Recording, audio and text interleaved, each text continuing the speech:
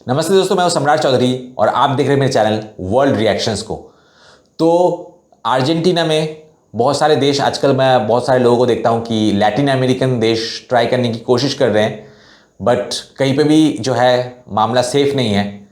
खास करके यहाँ पे जो ड्रग कार्टेल्स है और जो लड़कियों के लिए तो ये बहुत ज़्यादा अनसेफ देश है।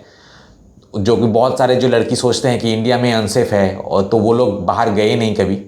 बाहर में जो है काफ़ी सारे अनसेफ जो है और भी ज़्यादा है, खास करके इंडियन लड़कियों के लिए, जो कि एक फॉरेन एक नया एनवायरनमेंट है, वहाँ पे ज़्यादा वल्नरेबल होते हैं।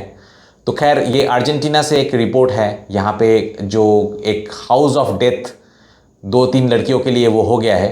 हालांकि लड़कियां भी उस चीज़ से जुड़े हुए हैं कि ब्रॉथल्स वगैरह जो है में काम करती थी, बट कैसे एक रूम में जो है वो रूम हाउस ऑफ डेथ हो गया उसके लिए, और जो 2 लड़की थी कैसे मतलब बेरहमी से उनको मारा गया है, ये रिपोर्ट उसके बारे में है।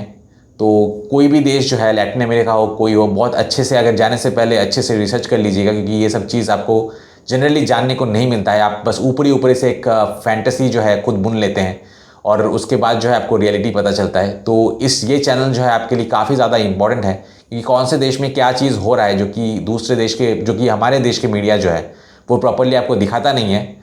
और ये लोग तो है जैसे कि इंडिया या फिर दूसरे देश में अपना इमेज पोर्ट्रे करना हो तब बहुत परफेक्ट तरीके से करते हैं, हमारी तरह नहीं कि अपने देश के रेप, अपने देश के प्रॉब्लम्स जो है वो दूसरे देश के मीडिया को दिखाओ, जिससे उनको एक मसाला मिले और इंडिया को ख़राब दिखाने का जो है एक चांस मिल जाए। तो वो सब ये लोग नहीं करते। अपने देश के जो बैड साइड्स है वो अपने देश के लोकल लैंग्वेज तक ही लिमिटेड रहते हैं। ऐसा नहीं है कि इंग्लिश में रिपोर्टिंग करके वो दुनिया को ढिंडोरा पीट के बता रहे हैं इंडिया की तरह, और अपना देश का इमेज जो है टर्निश कर रहा है, क्योंकि वो चाहते हैं कि ज़्यादा से ज़्यादा वर्कर्स हो, स्किल्ड लेबर्स हो, स्किल्ड वर्कर्स हो जो है उनके देश में आए बिना ये सच्चाई जाने। हालांकि उनको प्रोटेक्ट करने के लिए भी जो है वो लोग कुछ करते नहीं हैं। आज अमेरिका, यूरोप जो है इस तादाद में, वो उनको इंडियन स्किल्ड वर्कर्स तो चाहिए और उनसे वो जम के फ़ायदा भी लेते हैं, बट उनकी प्रोटेक्शन के लिए वो लोग कुछ करते नहीं हैं। तो जिस तरीके से रेसिज्म हो रहा है वो मतलब जब मास लेवल पे जो है इंडियंस नहीं जाएंगे वहाँ पे, एशियंस तो चाइनीज़ तो ऑलरेडी जाना बंद कर दिया है। आई होप कि इंडिया भी जाना जो है बंद कर दे, तब इनको पता चलेगा इनकी जो डेवलपमेंट है, जो कि पूरी मतलब एशियन टैलेंट पे बेस्ड है। आपको सबको पता है कि अमेरिकन, जब कोई बोलता है अमेरिकन मतलब ये डम्ब, यही इमेज आता है। उनको ना तो ज्योग्राफी पता है, ना कुछ ढंग का जो है नॉलेज पता है। एक बार एशियंस जो है इनके देश से हट गए ना, एक बार H1B वीज़ा बंद हो गया, तो इनके देश के मतलब लगने वाले हैं। क्या लगने वाला है वो मैं वर्ड लिया नहीं अभी, मैं इसको मतलब वर्गन नहीं बनाऊंगा, बट आप समझ ही गए होंगे। तो खैर, इनको मतलब मैं तो चाहता हूं कि ट्रंप और भी ज़्यादा स्ट्रिक्ट फैसले ले। अभी तो इन्होंने रूल चेंज कर दिया। खैर, H1B वीज़ा जो है पूरे तरीके से बंद कर दो, फिर इनकी जो है हेकड़ी निकल जाएगी 2 दिन में। खैर, फिलहाल हम जो है ये रिपोर्टिंग देखते हैं, उसके बाद काफ़ी सारे कमेंट्स भी पढ़ेंगे। So let's start. que trabajaban en Flores, que a una de ellas... 3 युवतियां, ब्रेंडा एक छोटी बच्ची की मां, मोरेना और 15 साल की लारा को $300 देने का लालच देकर एक सो कॉल्ड पार्टी में बुलाया गया। लेकिन वह जगह वास्तव में दहशत का घर निकला, जो बाजो फ्लोरेस के एक गिरोह से जुड़ा था। गिरोह ने उन पर नशा और पैसा चुराने का आरोप लगाया और तीनों को अगवा कर फ्लोरेंसियो वरेला में बेरहमी से मार डाला। 4 संदिग्ध गिरफ्तार हुए। मिगुएल विल्लानुएवा 27 पेरूवासी, मगली गुएरेरो 28 अर्जेंटीना की घर की मालकिन, उसकी चचेरी बहन आरा इबारा 18 साल और आंद्रेस पार्रा 19 साल। पहले 2 पर टॉर्चर्ड किलिंग और जेंडर बेस्ड वायलेंस के गंभीर आरोप लगे हैं, जबकि बाकी 2 पर अपराध छिपाने का आरोप हो सकता है। जांच अभी भी बहुत पेचीदा है, लेकिन नए सबूत मिले हैं। वीडियो में दिखता है कि तीनों लड़कियां सामान्य ढंग से कार में बैठी। वही कार बाद में जली हुई पाई गई। उन्हें अंदाजा भी नहीं था कि उनके साथ इतनी भयानक त्रासदी होने वाली है। No hay nada raro. एक गवाह ने कार के चालक को सांवला आदमी बताया, जो चमकदार कपड़े पहने हुए था और जिसकी दाहिनी हाथ सोने की अंगूठियों से भरी हुई थी। उसने ताना मारते हुए कहा, देखो, इन 3 राजकुमारियों को लेने के लिए मुझे कितनी दूर आना पड़ा, ये जानते हुए भी कि उन्हें मार दिया जाएगा। यह हत्या पहले से प्री प्लान्ड थी। कुछ दिन पहले ही 15 साल की लारा को धमकी मिली थी कि चोरी किया गया पैसा और नशा वापस करो। कहा जाता है कि चोरी की गई चीजों में लगभग $1 लाख, कुछ का कहना है $2 लाख, और पहले से पैक की गई भारी मात्रा में कोकेन शामिल थी, जिसे उस समय लिया गया जब जूलियो नाम का व्यक्ति सो रहा था। हालांकि धमकियां साफ थीं, लारा ने उन्हें उस शुक्रवार रात की पार्टी के न्योते से नहीं जोड़ा। जांच अब भी जारी है और नई नई बातें सामने आ रही हैं। de esa actividad nocturna del viernes pasado. Te hago una pregunta, hay una foto circulando. मैं आपसे एक सवाल पूछती हूँ। एक तस्वीर सोशल मीडिया पर घूम रही है जो कल खूब इस्तेमाल की गई। उसके साथ एक पूरी नैरेटिव चल रही है जो लगभग लड़कियों को ही दोषी ठहराने की कोशिश करती है। लेकिन सच तो ये है कि ऐसा बिल्कुल नहीं है। वे तो विक्टिम्स हैं, है ना? Es una foto que es real. Social media पर एक तस्वीर फैली जिसमें लड़कियां कथित तौर पर डॉलर पकड़े दिख रही हैं। ये तस्वीर असली है, लेकिन यह मामले से जुड़ी है या केवल उनकी निजी जिंदगी का हिस्सा थी, ये साफ नहीं है। माताओं ने पुष्टि की कि बड़ी लड़कियां अपना शरीर बेचने का धंधा करती थीं, जो उनका निजी और कानूनी चुनाव था। हालांकि नाबालिग वही थी जिसने बड़ी लड़कियों से संपर्क कर उन्हें इस मुलाकात तक पहुंचाया। महत्वपूर्ण यह है कि शुरू के 1 घंटे में कोई हिंसा नहीं हुई। कार की यात्रा के दौरान तीनों विक्टिम्स के फोन सामान्य रूप से एक्टिव थे। वे दोस्तों और परिवार से सोशल मीडिया व व्हाट्सएप पर बात कर रही थीं। इससे पता चलता है कि लड़कियां निश्चिंत थीं और मान रही थीं कि वे एक अरेंज्ड एक्टिविटी में जा रही हैं, जहां उन्हें प्रत्येक को $300 मिलने वाले थे। लेकिन जैसे ही वे दहशत के घर पहुंची, वैन भीतर गई और वे कभी वापस नहीं निकली। अंदर जो हुआ वह भयावह था। सिक्योरिटी मिनिस्टर आल्सो ने कल कुछ डिटेल्स शेयर किए, क्योंकि पुलिस ने एक फोन सबूत के तौर पर जब्त किया है। Teléfono secuestrado किसका phone? de uno de los detenidos. Phone एक गिरफ्तार व्यक्ति का था। जिस घर में यह अपराध हुआ वह 28 साल की मगली गुएरेरो नाम की औरत ने किराए पर लिया था, जो अब गिरफ्तार है। उसने हाल ही में 27 साल के पेरू वासी मिगेल विलानुएवा से रिश्ता शुरू किया था, जिसके बारे में माना जाता है कि वह गिरोह से जुड़ा है। तस्वीरों में वह सेना जैसी कैमोफ्लाज वर्दी में दिखा था। पुलिस ने फोन की लोकेशन से घर का पता लगाया, क्योंकि शनिवार को लड़कियों के मारे जाने के बाद किसी ने उनका फोन चालू करके बंद कर दिया था। घर के अंदर पुलिस को 2 युवक युवती मिले, यारात 18 और आंद्रे 19, जो खून से सनी घर को ब्लीच से साफ कर रहे थे। इन्वेस्टिगेटर्स ने कुत्तों की मदद से घर के सेप्टिक टैंक को खोला, जो बंद किया गया था, और उसमें बैगों में रखे शव के टुकड़े मिले। संभवतः उसी शनिवार को दफनाए गए थे। फोन और सबूतों से पता चला कि शुक्रवार रात को ही हमला हुआ था। वहां मौजूद कुछ और अनआइडेंटिफाइड मैन, संभवतः विलानुएवा सहित, ने विक्टिम्स को मारना शुरू किया। दोनों 20 साल की लड़कियों को चाकुओं और भारी मारपीट से मार डाला गया। यहाँ तक कि एक को मरने के बाद पेट में चीरा लगा दिया गया। एक भयानक और डरावनी घटना। इस दौरान 15 साल की लड़की को सब कुछ देखने के लिए मजबूर किया गया। Todo esto en una comunicación a través de redes, puede ser WhatsApp. यह सब सोशल मीडिया के माध्यम से हुआ, शायद व्हाट्सएप पर। जांच में प्राप्त जानकारी अभी सटीक नहीं है, लेकिन यह स्पष्ट है कि 45 लोगों के एक बंद समूह में व्यापक संचार हुआ। एक जब्त फोन से पता चला कि 2 बड़ी लड़कियों की हत्या के बाद 15 साल की लड़की को भी टॉर्चर किया गया। टॉर्चर बेहद भयानक थी। उंगलियों में कट, कान का अपहटन, जलन और बार बार यह पूछना कि पैसा और ड्रग्स कहाँ है।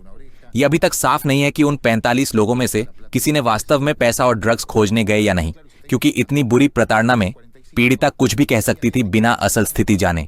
फिर भी उसके बताए गए आंकड़ों ने कुछ गतिविधियां और मूवमेंट्स पैदा की, पॉसिबली कैपिटल फेडरल और बाजो फ्लोरेस में।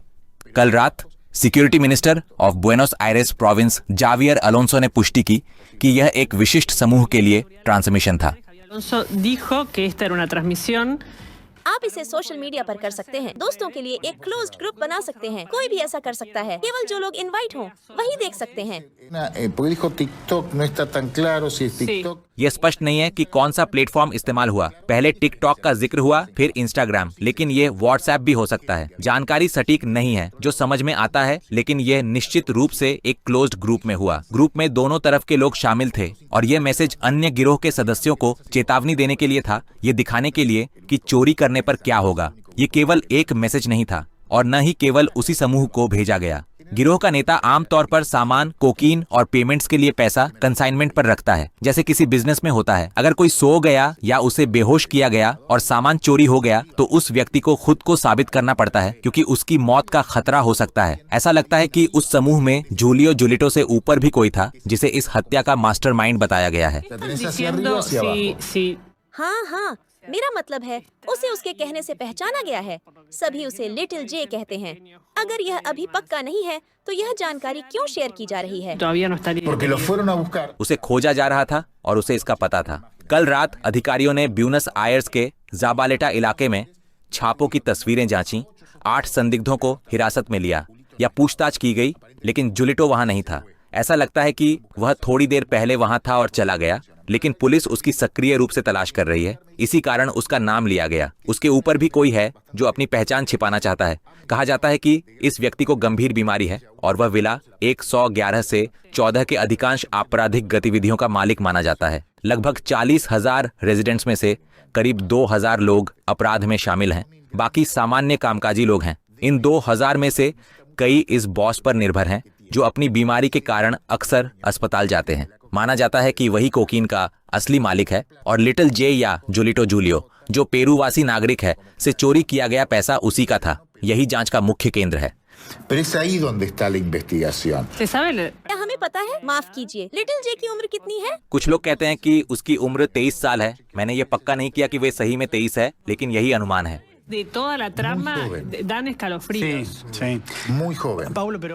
लेकिन जाहिर है इस भयानक अपराध के मुख्य आरोपियों के अलावा वे 45 लोग जो इसे देख रहे थे, उन्हें भी किसी न किसी रूप में जिम्मेदार ठहराया जा सकता है, right? Entender, estimo y authorities, जिनमें प्रोसिक्यूटर डुप्ला, मेटांजा की लोकल पुलिस और अनुभवी फेडरल जासूस शामिल हैं, का लक्ष्य है उस गिरोह में शामिल सभी लोगों की पहचान करना जिसने मर्डर किया। सभी सदस्य अभी तक पहचान में नहीं आए हैं, लेकिन जांचकर्ता चेहरों और फोन नंबरों का उपयोग कर रहे हैं। सभी नशीली दवाओं से जुड़े हैं और यह नेटवर्क विला 111, जिसे ड्रग का सुपरमार्केट कहा जाता है, में काम करता है, जो दशकों में विकसित और विभाजित हुआ है। इस नेटवर्क की कुछ जड़ें 1990 के दशक तक जाती हैं, जब पेरू के सेंड्रो ल्यूमिनोसो के माओवादी गुरिल्ला हारने के बाद भाग गए।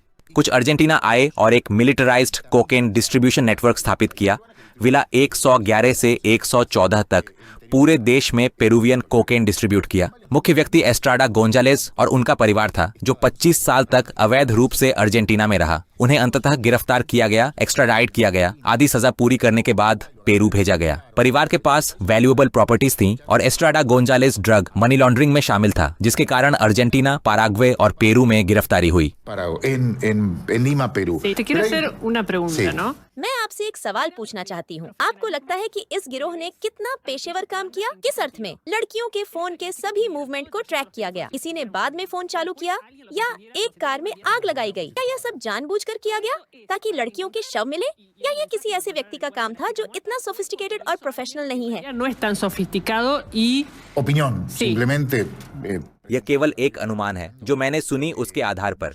ये लोग बिल्कुल भी सोफिस्टिकेटेड नहीं हैं। ये अत्यंत हिंसक और खतरनाक हैं, लेकिन वे भी डर रहे थे उस कोकेन सप्लायर से, डर जिसे उन्होंने खो दिया पैनिक में। इसीलिए उन्होंने जल्दी काम किया, हर जगह निशान छोड़ दिए। ये उम्मीद नहीं की कि पुलिस इतनी तेजी से जांच करेगी। फोन, कैमरे, नंबर प्लेट, निगरानी और ट्रायंगुलेशन के माध्यम से उन्हें ढूंढ लेगी। पुलिस ने उन्हें पकड़ लिया, कुछ को हाथों में सबूत, फोन, संपर्क के साथ पकड़ा। जांच से पता चलेगा कि अपराध के पीछे कौन था, लेकिन ऊपर भी लोग हैं। वे ऊंचाई तक पहुंचना चाहते हैं और यह और जटिल है क्योंकि वे लोग ज्यादा स्मार्ट हैं। जब से मार्को देश छोड़कर गया, कुछ एरियाज अभी भी बाहर से उसके कंट्रोल में हैं, लेकिन अन्य नहीं। यह गिरोह उन एरियाज में एक्टिव है जो अब मार्को एंटोनियो एस्ट्राडा के कंट्रोल में नहीं है, और ये बहुत अधिक टुकड़ों में बंटा हुआ है। ये छोटे, युवा, अधिक हिंसक और क्रूर गिरोह हैं। हमें छोटे सैनिकों पर भी ध्यान देना चाहिए। 12 और 13 साल के लड़के जिन्हें ये गिरोह भर्ती करते हैं, हथियारों का प्रशिक्षण देते हैं और संगठन का महत्वपूर्ण हिस्सा बन जाते हैं। उनके लिए यह एस्पिरेशनल है। वे मूवी नार्को की तरह दिखना चाहते हैं, जिनके पास सोना, चांदी, हथियार और शक्ति है।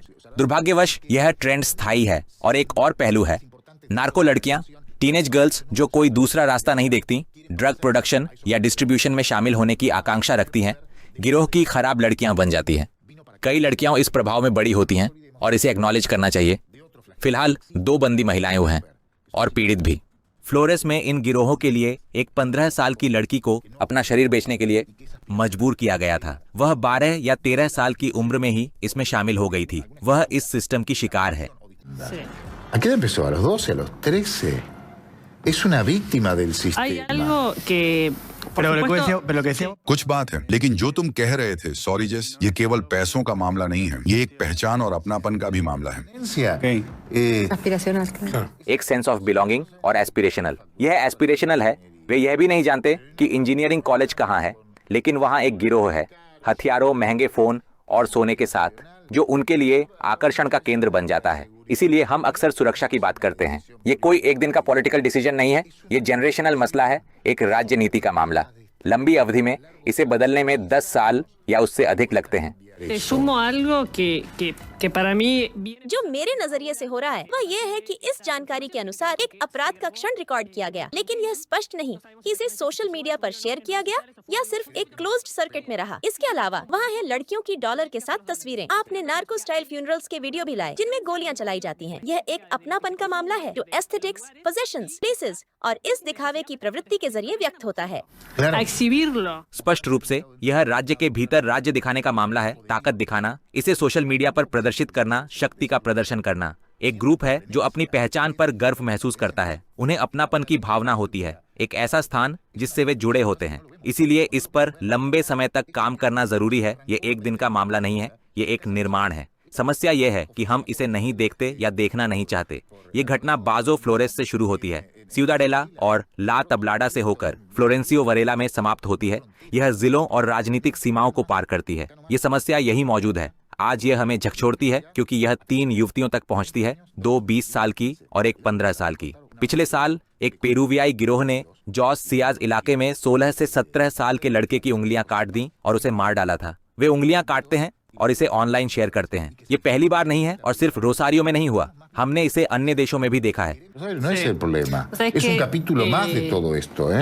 es colateral, pero creo que ये कोलैटरल घटना है, लेकिन मुझे लगता है कि यह पिछले साल या उससे पहले हुई थी। वहाँ एक तरह की बैठक थी जिसमें पड़ोस या बस्तियों के बच्चे शामिल होते थे। मैं पिलर की बात कर रही हूँ, टॉर्टगास ओपन मॉल के आसपास। हाँ, मैं उस समय शॉपिंग सेंटर में थी। बहुत सारे बच्चे समय तय करते थे, इसे रिकॉर्ड करते और सोशल मीडिया पर साझा करते और फिर उस जगह में प्रवेश Yo करते। vi eso.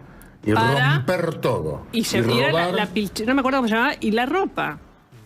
वो और सब कुछ तोड़ फोड़ करना और जो भी उसका नाम था मुझे याद नहीं, और उनके कपड़े।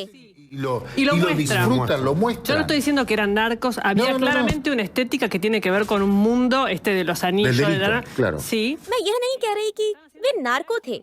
वहाँ स्पष्ट रूप से एक ऐसी शैली थी जो उस दुनिया से जुड़ी थी, जैसे अंगूठियां आदि, और वे पूरी तरह अपराधी गतिविधि कर रहे थे और इसे रिकॉर्ड भी कर रहे थे। El que vende drogas tiene un circuito de drogas. और जो ड्रग बेचता है वह इसे गलत नहीं मानता क्योंकि वह ऐसा बड़ा हुआ है। मैं हमेशा कुछ बताता हूँ जो मैंने कई साल पहले एक रिपोर्ट बनाते समय देखा था। एक महिला विधवा और कई बच्चों की माँ धनवान इलाके San Martin Greater Buenos Aires में घर की नौकरानी के रूप में काम करती थी। उसका अपराध से कोई लेना देना नहीं था, बिल्कुल नहीं। एक मेहनती महिला सुबह से शाम तक काम करती थी, अपने बच्चों को पाल रही थी। उसे नहीं पता था कि उसके किसी बच्चे ने पहले ही किसी गैंग में शामिल हो गया है या नहीं, और शायद एक बच्चा पहले ही शामिल था।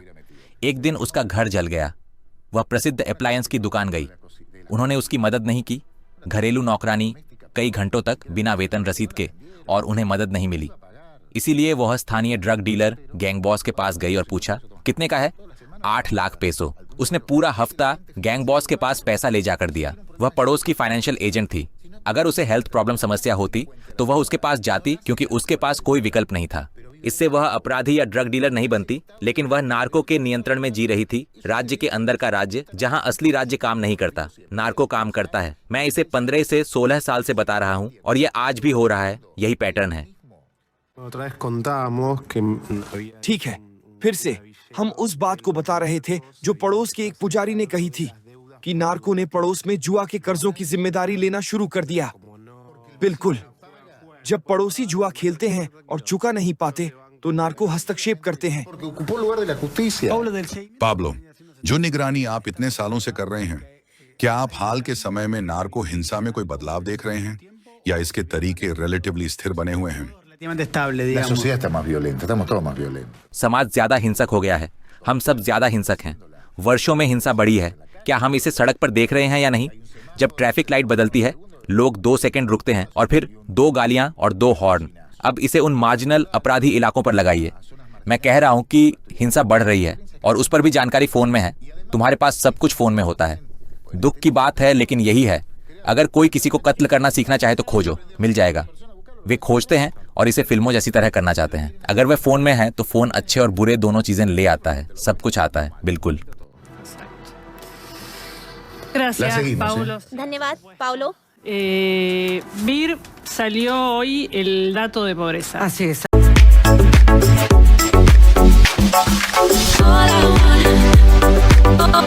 कमेंट्स में मिर्ता रुईबाल ने लिखा है कि अगर नेता, जज, प्रोसिक्यूटर्स और पुलिस नशा तस्करों के साथी न होते तो अब तक उन्हें खत्म कर चुके होते। उसके बाद सिल्वर स्टार 88 ने लिखा है कि ऐसे मामलों में सुपारी किलर तो पकड़ लिया जाता है, लेकिन इन संगठनों के लीडर्स हमेशा सजा से बच जाते हैं। उसके बाद अलीसिया ट्रिगो ने लिखा है, ये जर्नलिस्ट कमाल का है, वह शालीन है, इतनी संवेदनशील विषय पर उसे सुनना अच्छा लगता है और वह फिजूल की बातें नहीं करता। सच कहूं तो वह बेहतरीन है, चैनल की किस्मत अच्छी है कि उनके पास यह है। नेक्स्ट विक्टर क्विंटाना ने लिखा है कि यह बिल्कुल सही है कि आप इसे नशे से जुड़ा अपराध कह रहे हैं, न कि महिला हत्या जैसा कि राष्ट्रीय टीवी पर कहा जाता है। यह नशे का अपराध है। उसके बाद कास्टिला वेलास्कोस ने लिखा है कि परिवार की सबसे पहली जिम्मेदारी होती है कि वे अपने सदस्यों को शिक्षित करें, उन्हें सही प्रशिक्षण दें और उनकी देखभाल करें। उसके बाद वेरोनिका ने लिखा है, पाउलो ने बहुत अच्छी तरह समझाया कि यह कल्चर और अपनापन का मामला है। माता पिता खुद इसे सामान्य बना देते हैं, लगभग सब। इसे मिटाना मुश्किल है क्योंकि यह अब एक कल्चर बन चुका है। बचपन से इनके पास बंदूकें होती हैं, अपराध को ये नौकरी की तरह जीते हैं और इनकी अपनी भाषा भी होती है। जब काम की कमी और आर्थिक संकट इसमें जुड़ जाते हैं तो ये लोग आसानी से इसमें फंस जाते हैं और किसी भी खतरे का अंदाजा नहीं लगाते। नेक्स्ट CGG 10 ने लिखा है कि मुझे समझ नहीं आता कि यह कैसे अभी कुछ दिन पहले ही पता चला कि नाबालिग यौन शोषण का हो रहा था, फिर भी किसी ने माता पिता पर रिपोर्ट क्यों नहीं की या उनकी जांच क्यों नहीं हुई। सबसे पहले तो हत्यारे जेल में होने चाहिए, उसके बाद माता पिता को जेल में होना चाहिए या कम से कम बहन को, क्योंकि वो भी बड़ी है। नाबालिगों के भ्रष्टाचार में ये सब सहभागी हैं। उसके बाद लिडिया टॉनी ने लिखा है कि सबको पता है कि बड़े लोग नॉर्थ डेल्टा कैनिंग में हैं, वहाँ प्राइवेट कॉलोनियां हैं जिनमें बड़े बड़े महल जैसे घर हैं। सबको पता है, बस पुलिस और सरकार को छोड़कर। बस्तियों में तो छोटे छोटे गुर्गे हैं। और दूसरी बात, माँ को कैसे नहीं पता चलता कि उसकी बेटी क्या कर रही है और फिर भी कुछ न करना, यह भयानक है। उसके बाद जोरगेरा फेल ने लिखा है, पाब्लो सच में तुम्हें नहीं पता, ये लड़कियां रोज मेरे घर के सामने रहती थीं, शोर मचाती, चिल्लाती और नशा बेचती थीं। पड़ोसी 911 पर कॉल करते करते थक गए। पुलिस और अभियोजक सब सेट थे। मैंने कई शिकायतें दर्ज कराई, लेकिन ये सब सिटी सरकार और काबा 7 पुलिस स्टेशन के ऊपर से सेट था। 911 कॉल की जांच करो। नेक्स्ट राफाएलम ज़ेलापारा ने लिखा है कि मैं सहमत हूँ, यह तो किसी डरावनी फिल्म जैसा है। उनकी उम्रें ही हमें रुलाने के लिए काफी हैं। उसके बाद लोरेना फ्लोरेस डोराडो ने लिखा है कि राज्य की शिकार, और क्यों कोई माता पिता को जिम्मेदार नहीं ठहराता उस लड़की को पालने पोसने के लिए जो नाबालिग होते हुए भी काम कर रही थी। नेताओं की जिम्मेदारी नहीं है कि वे हमारे पैदा किए बच्चों की परवरिश करें। उसके बाद ओमर गामारा ने लिखा है कि नेताओं को जरा भी शर्म नहीं है। आखिर में मरी रोजास ने लिखा है, ये सब मुझे डराता है, हम सुरक्षित नहीं हैं। इस देश में हम हथियारों और ढेर सारे नशे के बीच जी रहे हैं।